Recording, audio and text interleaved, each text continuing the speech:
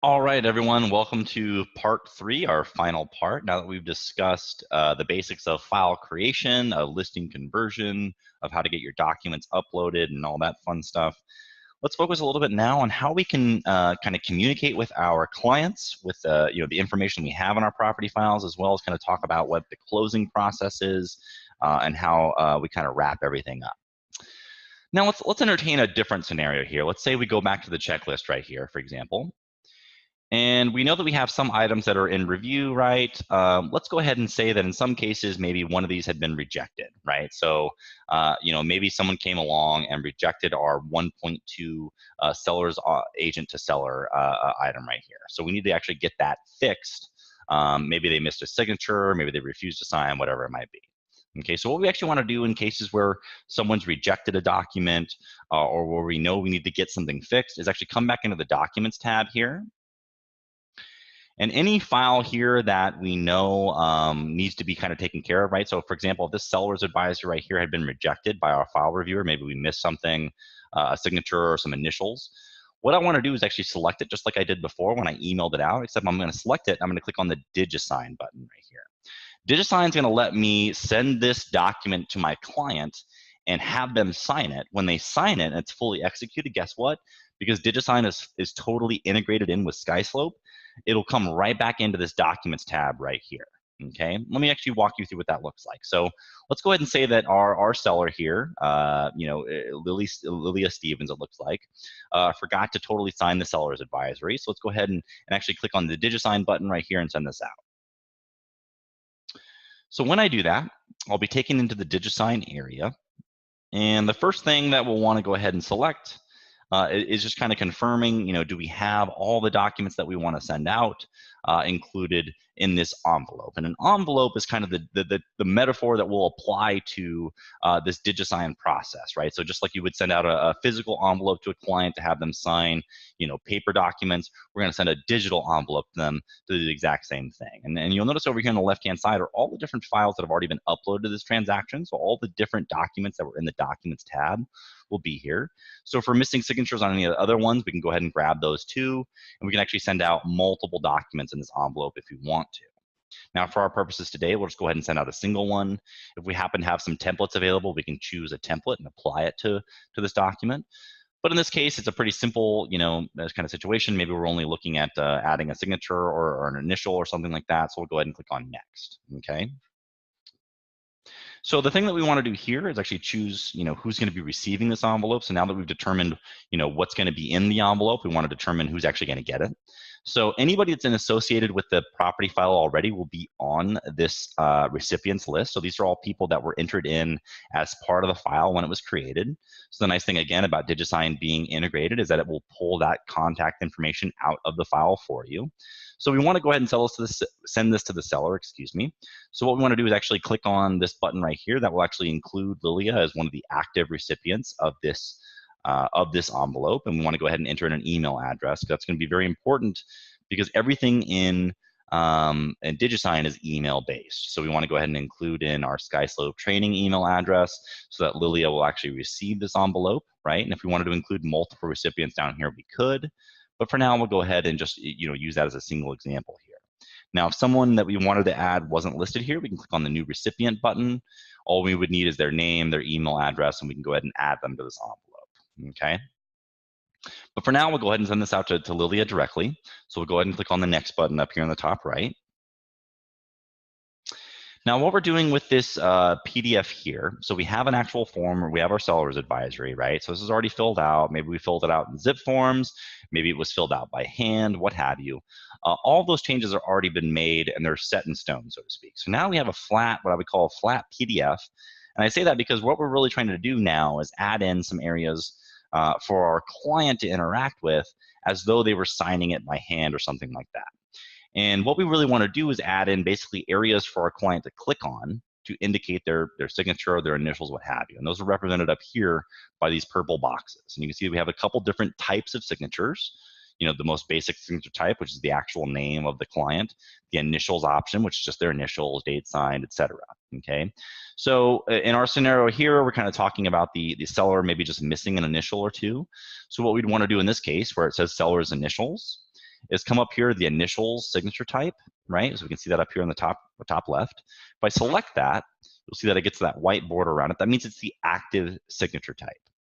Now, when you're in DigiSign, whatever the active signature type is, wherever you click on the document, that type will appear. So if I click on the page right here, guess what? Lilia, I see a little signature box or an initial box for Lilia that will appear. I can move that around. I can make that a little bit smaller if I want to kind of fit it in there, right?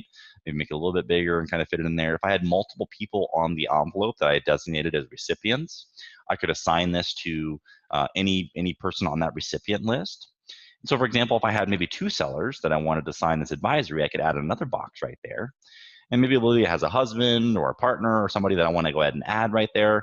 Maybe that person's listed right there. I would go ahead and click on that person, and the initials would update to reflect that assignment, okay? But in this case, we only have the 1 signer, so I can go ahead and remove that signature field by clicking on the X. And again, I can move this around wherever I want. But it kind of makes sense to leave it right there, right? So we'll scroll down here and we'll see, we'll kind of make sure that nothing else is missing here. Oop, looks like we have some signatures that are missing as well. So I can come up here and click on the signature type. And what that will allow me to do is add an area right here for Lilia to actually sign using her formal signature. We'll make that a little bit smaller so it'll fit. Looks like we also have a date area right here. So let's go ahead and click on the date signed option right there and make that the active signature type. And we'll go ahead and click on the document right next to that date area right here. Now when Lilia opens this up to sign it, that date field will be automatically filled out for her. So at this point, we have enough signatures on here where I think this will be a fully executed document once it's all said and done. So now that I'm ready to go, I can click on the send button. So after I've added in all the areas on the document where I want my clients to click to certify their acceptance of this document, I click on send. Now again, everything in DigiSign is email based, so we're going to kind of prompt you to choose a subject line here. By default, it happens to be the property address, but you can come in here and add whatever you want. Maybe missing signatures, urgent or something like that. You can add a little custom message in, like thanks for your prompt attention. It can be thank you for choosing BHHS, or whatever it might be, whatever message you want to include, you can click on send for signatures. It'll go directly out to the client just like that, okay? So what does the client see? I'm sure you're very curious to kind of know what are they interacting with on their end. So let's go ahead and click on done right here. We'll go back into the DigiSign kind of area on the SkySlope or MyTransaction side, I should say. But let's go ahead and actually poke into what the client sees on their end. So if I open up my inbox here and I refresh the page, actually it was already there. Let's go ahead and say I'm Lilia and I'm logging into my email. I'm going to see that I get an email from my agent, right? So in this case, my agent's name is BHHS File Creator. But I'll open that email up because it not only has the address of the property that I'm working with, it also has maybe like an urgent message in the signature. It also has the name of my agent, right? It's also going to have your logo here. So it says training site right here. It's going to say MyTransaction, right? When you guys send this out in your live production environment. The training site's just a training area. But when you send this out, it's going to say MyTransaction right there. So they're not going to see, any kind of weird branding. It's going to feel very much like something that you're sending out, customized to you. It'll have your name right here. So it'll say, your agent sent you a document to sign, and whatever custom message you want to include there will be there. So that your client's going to go, okay, great, I'm going to review this and sign this. They'll click on that. And they don't have to sign up for anything. They don't have to sign up for a SkySlope account or anything like that. They just need to choose their signature style. So if they like this signature style right here, for example, or they make sure that their name's spelled correctly, they can go ahead and then agree this is in fact their legal signature. So they'll go ahead and agree to that. At that point, they can scroll through the entire form, read everything if they want to, and start clicking on these boxes. Or if they feel very comfortable with everything, they can just click on the start button right here. That will procedurally move them through this process, so they can just start clicking on it. Anything that's required for them, they have to actually sign before submitting. So I've already, I already put my initials on there as the seller. You can see that there. Now I've already got the date filled out. I just need to sign right here. Once I've done that, it says, hey, are you ready to go and submit this? I can go ahead and do that if I want to. I click submit. That will allow me to download a copy of it for myself, right? But on my end, on the SkySlope end, I can come back in as the agent, right? So let me go ahead and open this up here. And let me search for 13 Nutwood. All right, so let me go ahead and open this file up. So we know now that this form has been fully executed. If I come back into the checklist here, or if I come back into the Documents tab, what I want to see is this right here. So seller's advisory hyphen DigiSign, right? And that just came back in a few moments ago. That's your indicator. That's a fully executed document. If I open this up, right? That hyphen DigiSign is telling me this is a fully executed document. I can scroll down here. I can see those signatures. That's the initial right there. There's the signature and the date. So I can now come back into my SkySlope file. I can come back into the checklist right here, right? I scroll back down to my seller's agent to seller. I click on the attach button. So I want to turn in my newly executed document. I'm going to find that document. It looks like it's right here at the bottom. I click on assign, and now it's been turned into the file. Okay, so that's the process from your file reviewer telling you, nope, that's not quite ready, to getting it sent out to the client, to getting it executed and turned into the file. Okie dokie. So let's move on to something slightly different here. Let's talk about what happens. Let's say this file didn't work out, right? So let's say this property, this deal didn't quite go the way we wanted it to, and we needed to cancel it out. Let's actually go back out to the main page here. I'll go ahead and click on this area right here. And we're going to wrap up part 3 by talking about a little bit of housekeeping items here. So let's come into the manage transactions area. And let's say that we had a deal, and maybe this one right here, that fell through, okay? So maybe we come in here and, the buyer backed out, or the seller backed out, whatever it might be.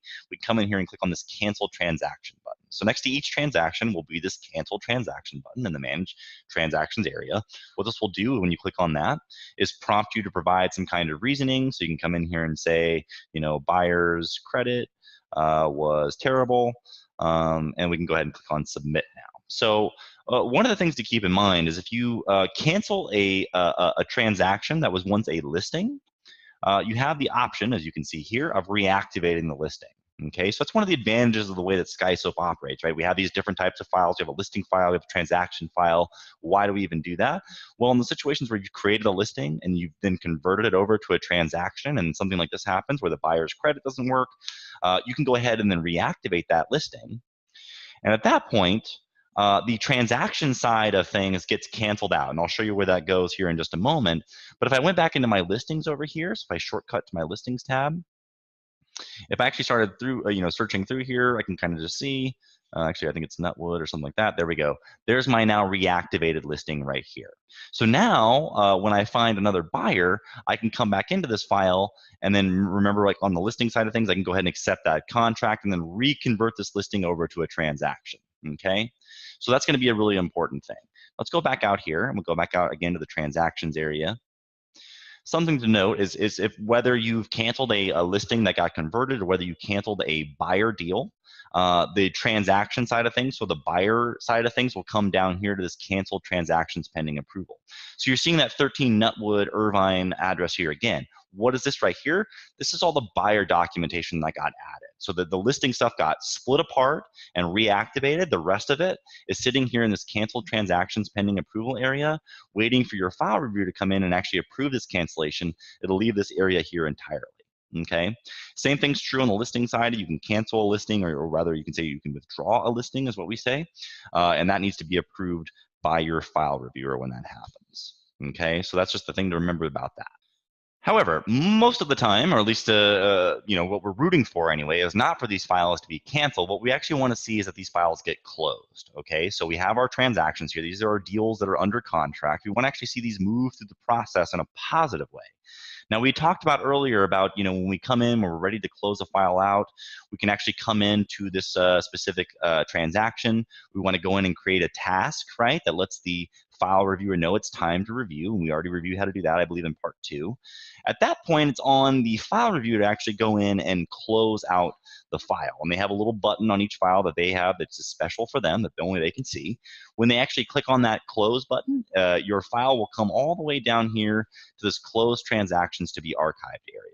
Okay, so each of the deals down here are still visible to you as a file creator, and they're still very much open, even though we're calling them closed. What we really mean by that is it's really kind of moving along the process. You have an escrow date in place, but you still may have some incomplete items, right? So this actually refers to the items on the checklist that are still required that have not been turned in.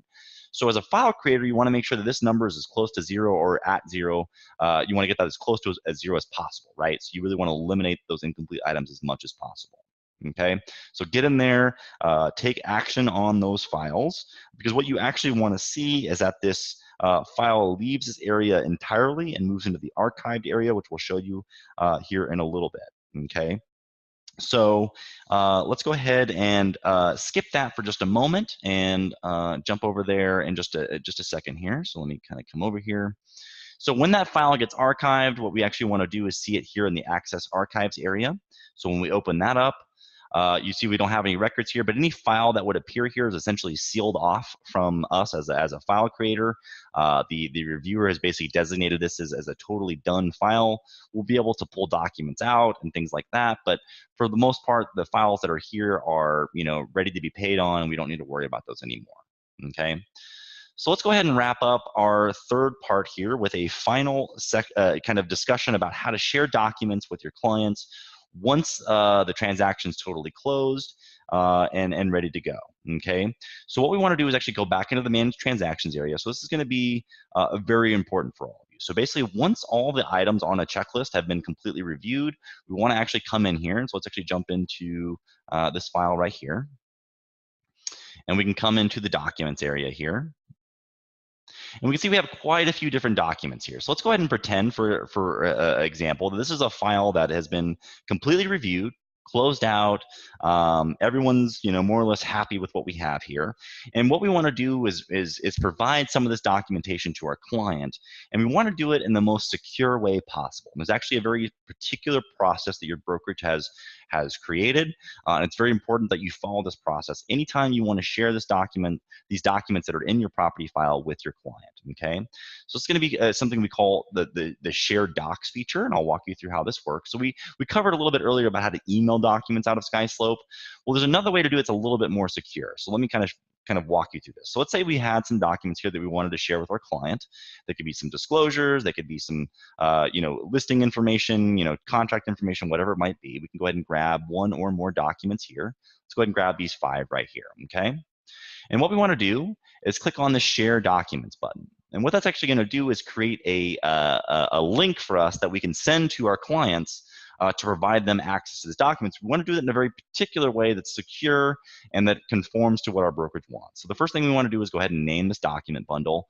You can name it whatever you want, but it kind of makes sense just to name it, you know, maybe after the property address. You can come in here and just call it Misty Sky or something like that, right? That refers to the address we see here. So if I click on the Create button now, I'm going to see that I have a new link that I can then just simply copy to my clipboard by clicking on this Copy Link button, okay? And so now, if I provide that link to a non-SkySlope user, I'll actually give them access to the documents that are there. However, you don't want to provide this email, or excuse me, this link to someone directly. You actually want to provide it to them in a very specific way using your Outlook mail server in a way that's very secure and that will guarantee that you're not going to send this to the wrong person or anything like that. Okay, so you have this link, that's really good. What you want to do is actually open up your email and you follow this process right here. So let me go ahead and open up this presentation real quick. So here's basically what you're going to do. Once you actually have your document bundle created, so you can go ahead and note here that it says carefully select those documents. So whatever documents you include in that shared bundle link will be visible to whoever ends up getting that link. So you want to make sure you're not accidentally including the wrong document there, okay? That's very important. The next thing is after you've named that bundle and you get that link, make sure you go ahead and copy that to your clipboard. Now what you're going to do is then open up an Outlook window just like this. And before you send any kind of message whatsoever, it's a good idea to give your client a heads up that they're about to receive an encrypted link. Okay, so that way when they receive this encrypted link, which is what we're going to kind of show you how to do right here, they're not surprised by it or anything like that. So first step is just let that client know you're about to send that to them. Then in the subject line of the email that you want to send, so you can see here this is being sent to the client, you want to make sure that somewhere in that subject line you have this word right here, encrypt. Okay, and that's going to be in brackets. So you're going to have a little left bracket right there. You're going to type the word encrypt and then have a right closing bracket right there. What that will do is tell your server automatically to encrypt this message. You won't have to do anything in addition to that. So you can actually include that link, that shared bundle link in that message. Then the client's going to receive an email that looks like this. It's going to let them know that they've received an encrypted message from you, and it's going to give them some instructions on how to actually open up that message. So they open up the attachment that's on there. They'll have some instructions here, so they'll have to sign in. They'll be given a passcode if they don't have a Microsoft account, so no big deal there. Once they enter in that passcode, they'll be sent via email. They'll be given access to the actual, the email itself. So they'll get this passcode right here. They enter it in. Then they'll actually be able to see that bundle link that you sent them originally, right? So let's review that one more time. Where we started was we got that link from SkySlope. So we created our bundle, right? And that generated the link that we copied to our clipboard. We then put that link into the email message just like this, and we sent it to our client, except in the subject line, we made sure to type the word encrypt, and around that word, we put those brackets, okay? That's very important that you don't forget to do that. Otherwise, the email will not be encrypted, and you can potentially expose the brokerage to some security concerns, okay? If you misspell the word, that's problematic, so make sure you spell it correctly as well. Again, the client's gonna see this message here. They're going to be given the option of signing in or getting a passcode. If they get the passcode, it'll look like that. They'll enter it into this box here, right? So they'll worry about that. That's on their end. You don't have to worry about that too much. But once they enter in that passcode, they'll be given that link. They'll be able to open that up and then actually see the document bundle right there.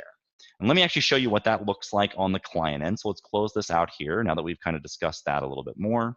So let's say you have that link, you send it to them via that secured email, right? And we copy that to our clipboard.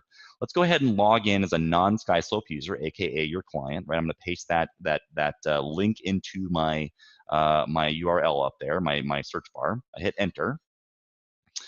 So the first thing it's going to ask me is what's your name, your email, and your phone number. Okay, so any client that comes in here is going to have to come in and call themselves Cody Client.